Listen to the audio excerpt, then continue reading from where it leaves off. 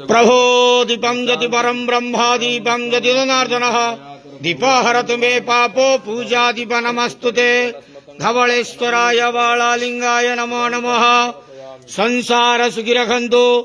आज धर्मर मास कार्तिक मास शुभ सोमवार द्वितीय सोमवार आलोकर पर्व शुभ दीपावली अमावास्या समस्त श्रद्धालु भक्त मान आशीर्वाद करंतु मनस्कामना पूर्ण करंतु कर्म क्षेत्रोन्नति करंतु ग्रहरिष्ट खंडन करंतु जगतर मंगल करंतु विश्वर कल्याण करंतु आपणकर नाम विख्यात करंतु सेवकर डाक श्रवण करंतु समस्त गुआवसा भक्त मानकर मनस्कामना पूर्ण करंतु जो जो भक्त माने आपणक पाखरे मानसिक रखिछंती तांका मानसिक पूर्ण करंतु धवलेश्वराय बालालिंगाय नमो नमः।